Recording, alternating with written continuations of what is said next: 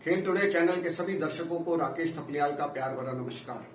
खेलों के रोचक किस्से के आज की कड़ी में हम चर्चा करेंगे भारतीय सिने जगत की एक बहुत ही महान हस्ती दिलीप कुमार साहब के खेलों से जुड़े कुछ घटनाओं के बारे में।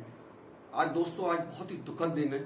सुबह जब नींद खुली तो न्यूज पढ़ने को मिली कि भाई दिलीप कुमार साहब का निधन हो गया। वो 98 वर्ष के थे और काफी दिनों से बीमार भी चल रहे थे। कई बार अस्पताल से बहुत बार उन्होंने वापसी की और लोगों की धड़कनें रुक जाती थी जब वो अस्पताल में भर्ती होते थे, लेकिन दुआएं ऐसे ही लोग करते थे उनके लिए कि वो हर बार बीमारी को मात देकर वापस आते थे। लेकिन आज उनके निधन से सारा देश, बल्कि पूरी दुनिया में जितने भी सिने जगत के चाहने वाले लोग हैं दिलीप कुमार साहब के, सारे ही बहुत दुखी हैं। और मैं अपने आप को भाग्यशाली मानता हूं कि मैंने एक बार दिल्ली में उनको बहुत नजदीक से मुझे देखने का मौका मिला, वो भी एक मैदान के अंदर। तो आज जो मैं दिलीप साहब से जुड़े हुए किस्से आपको सुनाऊंगा, उनके क्रिकेट प्रेम के बारे में लोग जानते हैं। वो सिने स्टार्स के साथ क्रिकेट मैच भी खेला करते थे, फुटबॉल मैच भी लोगों ने उनको खेलते देखा होगा। लेकिन जो चीज मैं आपको बताऊंगा कि कैसे पहलवानों ने एक बार जिद कर करके उनके ऊपर बहुत मिट्टी लगा दी, उनकी खांसी बहुत होने लग गई। कैसे एक खेल पत्रकार ने उनसे पूछ लिया कि आप अपनी जीविका के लिए क्या करते हैं, रोजी रोटी के लिए क्या करते हैं। जब उनको बताया गया कि भाई ये सिने अभिनेता हैं, लेकिन उन्होंने फिर भी उनसे पूछा कि आप करते क्या हैं जीविका के लिए। और दिलीप कुमार साहब ऐसे तगड़े क्रिकेट प्रेमी से आप देखिए कि एक क्रिकेटर हिंदुस्तान के ऐसे हुए टेस्ट क्रिकेटर 1983 की वर्ल्ड कप टीम के सदस्य भी रहे कि जिनको रणजी ट्रॉफी से भारतीय टीम के दरवाजे तक पहुंचाने में दिलीप कुमार की सिफारिश जो है वो बहुत काम आई थी। दिलीप साहब ने उनको खेलते हुए देखा और उनकी सिफारिश की और वो उसके बाद हिंदुस्तान खेले। तो इस घटनाक्रम पर आज हम बात करेंगे। और दिलीप साहब को श्रद्धांजलि देते हुए आज मैं एक चीज जो मुझसे जुड़ी हुई है वो मैं आपको बताना चाहता हूं कि आज मैंने जो सफेद कुर्ता पजामा पहना है, ये एक शोक के प्रतीक के रूप में नहीं पहना। अक्सर ऐसा होता है कि जब किसी का निधन होता है तो लोग सफेद कपड़े पहन के उनको श्रद्धांजलि देने के लिए जाते हैं। लेकिन मैं आपको बताऊं कि मैंने जब पहली बार दिलीप साहब को देखा था दिल्ली के अंबेडकर स्टेडियम में, तो वो ऐसा ही सफेद कुर्ता पजामा पहने हुए थे और पांव में उनके लेदर की चप्पल थी। तो उस दिन मैं उनको देखकर इस सफेद कुर्ते पजामे का मुरीद हो गया था, क्योंकि ऐसी जबरदस्त पर्सनैलिटी उनकी लग रही थी उसमें। और हमारे घरों में तब चलन नहीं था कुर्ते पजामे इस तरह से पहनने का, तो मुझे बड़ा ये लगता था कि भाई मेरे पास भी ऐसा कुर्ता पजामा होता तो मैं भी उसको पहन के निकलता। खैर, बाद में मेरी ये अपनी इच्छाएं ये पूरी हुई और आज मैं ये सफेद कुर्ता पजामा बावजूद इसके पहन रहा हूं कि 21 जून को योग दिवस के ऊपर जब मैंने वीडियो बनाई थी तो उसमें मैंने सफेद कुर्ता पजामा पहना था। तो मेरे को बहुत लोगों के संदेश आए कि भाई आप ये टेलीविजन पे ये सब चीजें नहीं चलती हैं, सफेद नहीं, आपको रंगीन कपड़े पहनने होंगे, ज्यादा से ज्यादा जितने रंगीन हो सके। लेकिन आज दिलीप साहब को श्रद्धांजलि देते हुए इस सफेद कुर्ते पजामे में मुझे वो नजारा मेरी आंखों के आगे घूम रहा है अंबेडकर स्टेडियम का, कि जब दिलीप साहब एक कुश्ती के दंगल में आए थे। उन दिनों दंगल मिट्टी में हुआ करते थे। अंबेडकर स्टेडियम के बीच मैदान में स्टेज बनाकर मंच बनाया जाता था, उसके ऊपर मिट्टी डाली जाती थी और वहां दिलीप साहब आए थे। तो दिलीप साहब को कुश्ती शुरू कराने के लिए ले जाया गया। जैसी कि परंपरा होती थी, दिलीप साहब ने चप्पल उतारी नीचे, तब अखाड़े में कोई भी जूते पहनकर नहीं जाता था और पहलवान भी नंगे पांव लड़ा करते थे, लंगोट पहनकर कुश्तियां हुआ करती थी। तो दिलीप साहब गए, उन्होंने पहलवानों के हाथ मिलवाए।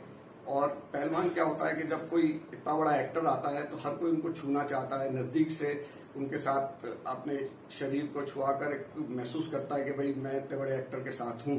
तो पहलवानों ने बहुत उनके साथ रगड़े लगी, उनकी बाजुओं पे मिट्टी लग गई जब वो उनसे हाथ मिलवा कर आए।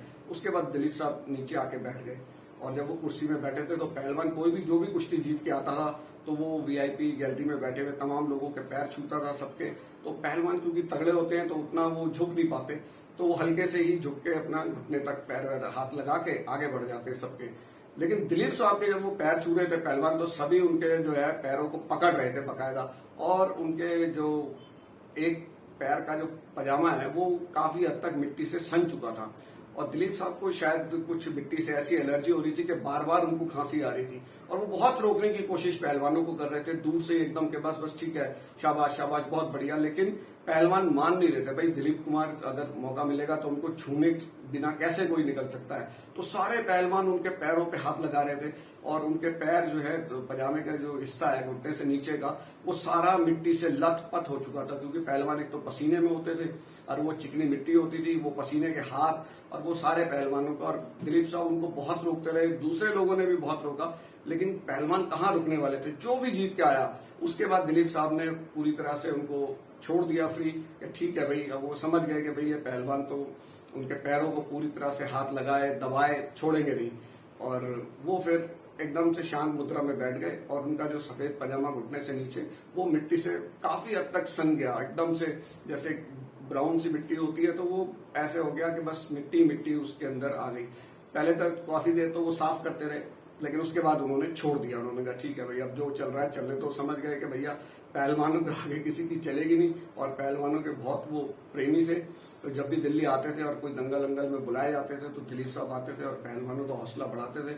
और पहलवान अपने आप को इस बात के लिए बड़ा खुशकिस्मत मानते थे कि इतनी बड़ी हस्ती जो आती है दंगल के अंदर और उनको आशीर्वाद मिलता था दिलीप साहब का, तो बड़ी खुशी होती थी। और दिलीप साहब के साथ ही एक बिजनेसमैन सागर सूरी हुआ करते थे, तो सागर सूरी उनके कहने पर, दूसरे नेताओं के कहने पर पहलवानों को पैसे भी खूब दिया करते थे, तो बड़ा उनका मान सम्मान था। और दिल्ली में जो सागर अपार्टमेंट है तिलक ब्रिज, तिलक मार्ग पर, वहां पर ऊपर कहते हैं कि टेरेस में दिलीप साहब का अपना एक फ्लैट हुआ करता था, जहां पर उनकी पार्टीज वगैरह होती थी। जब भी दिल्ली आते थे तो वहां पर वो ठहरा भी करते थे। तो दिलीप साहब का खेलों से बड़ा तगड़ा नाता रहा है। और आपको बताऊं कि एक बार हमारी 1983 की विश्व कप विजेता टीम के सदस्य यशपाल शर्मा, जो कि अब दिल्ली में ही रहते हैं, पहले वो पंजाब से क्रिकेट खेला करते थे, तो उन्होंने बताया कि भाई जब मैं पंजाब से रणजी ट्रॉफी खेल रहा था तो दिलीप साहब ने कोई मैच उनका देख लिया, और देखने के बाद उन्होंने देखा कि भाई ये बहुत जबरदस्त बल्लेबाजी कर रहा है लड़का।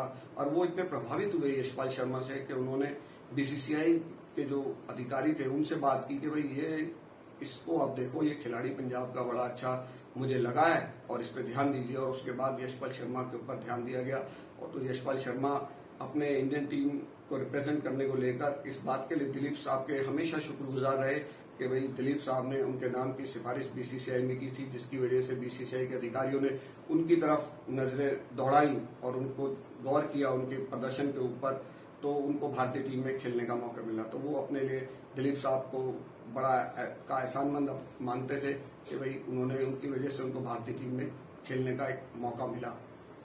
अब मैं आपको बताता हूं कि कैसे एक पत्रकार ने दिलीप साहब से पूछा, वो भी बॉम्बे के अंदर।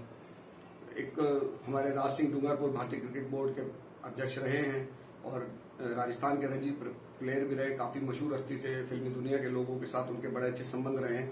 तो बॉम्बे में एक क्लब है क्रिकेट क्लब ऑफ इंडिया, जहाँ की टेस्ट मैच शुरुआत में हुआ करते थे और काफी वहाँ के लोग क्रिकेट के प्रेमी हैं, वहाँ के जो सदस्य हैं। तो दिलीप साहब भी वहाँ आते रहे होंगे। तो एक दिन दिलीप साहब और राज सिंह डूंगरपुर साहब दोनों आपस में बातें कर रहे थे कि अचानक एक पत्रकार पहुंचे। तो उन पत्रकार महोदय से राज सिंह डूंगरपुर ने दिलीप साहब को मिलवाया कि भाई ये दिलीप साहब ये सो एंड सो पत्रकार हैं और खेल पत्रकार हैं। तो दिलीप साहब ने उनका जब नाम सुना उन पत्रकार महोदय का, तो उन्होंने कहा हाँ हाँ, मैं तो आपको बरसों से पढ़ता आ रहा हूँ और मैं आपकी राइटिंग का फैन हूँ, आप बहुत अच्छा लिखते हैं और मैं आपको पढ़ता आ रहा हूँ। तो उसके बाद उन सज्जन को मिलवाया गया कि भाई ये यूसुफ भाई हैं, यूसुफ खान। तो उन्होंने अपनी गर्मजोशी पत्रकार ने उनसे मिलने में दिखाई नहीं। तो फिर राज सिंह डूंगरपुर साहब ने कहा कि भाई दिलीप कुमार साहब हैं, दिलीप कुमार साहब। तो उन्होंने कहा कि अच्छा, नाइस टू मीट यू, लेकिन आप करते क्या है, what you do for your living. अब दिलीप साहब को समझ नहीं आया कि इसका क्या जवाब दिया जाए, कि उन्हें ये तो समझ आ गया कि भाई ये खेल पत्रकार मुझे ठीक से पहचान नहीं पा रहा है कि भाई मैं कौन हूँ। तो उन्होंने फिर पूछा कि भाई आप, मैं जानना चाहता हूँ कि भाई आप अपनी रोजी रोटी के लिए क्या करते हैं। वो तो समझ आ गया कि आप यूसुफ खान हैं, दिलीप कुमार साहब हैं, लेकिन आप करते क्या है, मैं ये जानना चाहता हूँ। फिर राज सिंह डूंगरपुर साहब ने बताया कि भाई ये तो, अब राज सिंह डूंगरपुर साहब की बड़ी ऑकवर्ड स्थिति हो गई कि कोई जिसको वो दिलीप साहब से मिलवा रहे और वो व्यक्ति दिलीप साहब से ये पूछ ले कि भाई आप करते क्या हैं। लेकिन जीवन में इस तरह की चीजें हो जाती है, लेकिन दिलीप साहब ने उसका बुरा नहीं माना और फिर आराम के साथ उनके साथ बातें की, पूरे सम्मान के साथ उस पत्रकार के साथ। तो दिलीप साहब एक ऐसी हस्ती थे कि जो कि खेलों में उनकी बड़ी दिलचस्पी थी और हमने पढ़ा कि भाई 1962 में एक जो सिने कर्मचारी हैं उनके लिए एक मैच हुआ था जिसमें दिलीप साहब एक टीम के कप्तान थे, एक टीम के कप्तान राज कपूर साहब थे और जो फिल्म इंडस्ट्री के फिल्म कर्मी लोग हैं उनकी सहायता के लिए वो मैच खेला गया था। उस मैच में दिलीप कुमार साहब ने न केवल बल्लेबाजी की बल्कि गेंदबाजी भी की और काफ़ी उस मैच को लेकर काफ़ी रोचकता फैली थी लोगों के अंदर और उसकी फोटोग्राफ्स आज भी इंटरनेट में मौजूद हैं। तो दिलीप साहब जो है क्रिकेट के मैच भी खेला देखने आया करते थे, फिल्म इंडस्ट्री के उसमें देखा भी करते थे, खेल प्रेम उनका बड़ा जबरदस्त था। आज दिलीप कुमार साहब के जाने से न केवल फिल्म इंडस्ट्री में न केवल भारत में बल्कि खेल जगत में भी एक ऐसा प्रेमी खोया है कि जिसकी पूर्ति कभी हो नहीं पाएगी और एक हमारे हिंदुस्तान की सांस्कृतिक विरासत जो है उसका एक युग आज खत्म हो गया। और कुछ लोगों ने ऐसा कहा भी है कि भाई फिल्म इंडस्ट्री का जब इतिहास लिखा जाएगा तो दिलीप कुमार से पहले और दिलीप कुमार साहब के बाद, मतलब दो युग, एक तरह से एक युग आज खत्म हो गया। दिलीप कुमार साहब के जो अभिनेता रहे जिस तरह से उससे तो सभी लोग उनके प्रभावित थे। तो खेल जगत की तरफ से हम उनको अपनी श्रद्धांजलि देते हुए यही कहेंगे कि भगवान उनकी आत्मा को शांति दे।